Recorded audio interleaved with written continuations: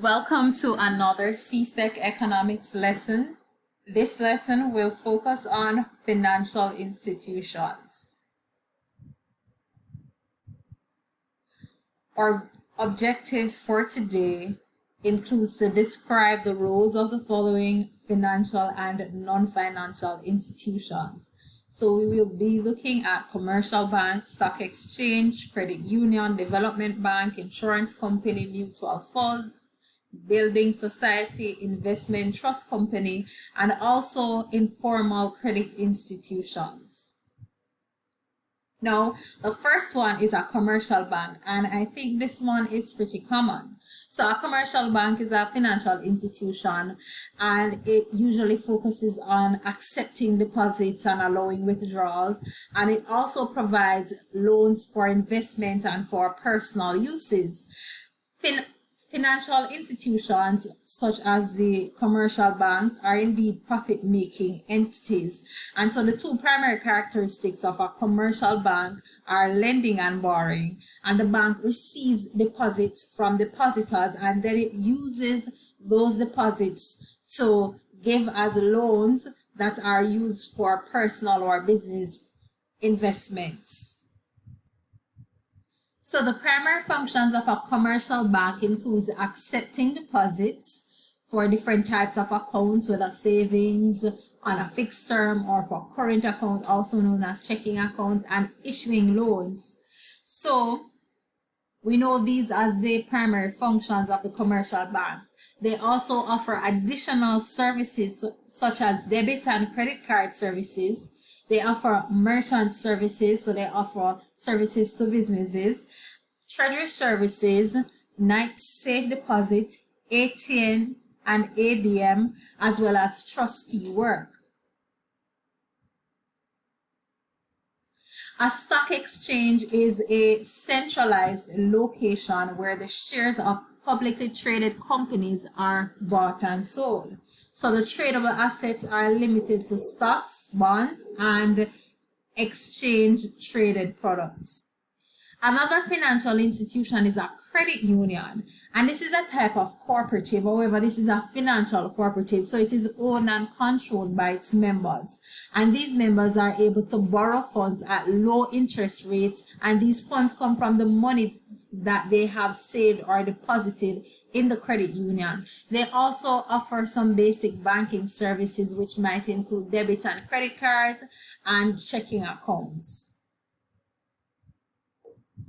Another financial institution is a development bank, and it has the main purpose of promoting and financing private sector activities that are focused on development projects.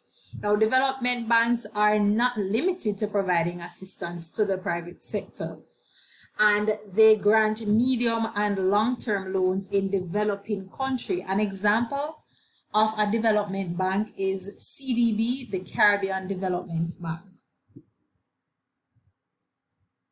Now, the development bank does not accept deposit like a regular commercial bank and or other financial institutions who depend on savings that are redistributed in the form of loans. Development banks exist to serve public interest, so their primary aim is not to make a profit. The purpose of insurance policies are to provide protection in the event of a loss which may be suffered by the individual or the business. And so you have personal insurance policies for motor vehicle, you also have health insurance, and you have property insurance for homeowners, and there's also life insurance that provides compensation to your beneficiaries in the event or when you pass on. Another financial institution is a mutual fund, and this is a company that brings together money from different people and invests it in stocks, bonds, or other assets. Now, the combined holding of stocks, bonds, or other assets are known as portfolio, and each investor in the fund owns shares which represent a part of these holdings.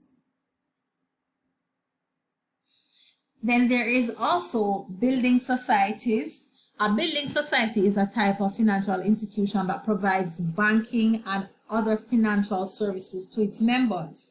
With a building society, it has some similarities to a credit union, and they are owned by their members. So these societies offer mortgages and demand deposit accounts, and they are cooperatives groups, so they are completely owned by their members.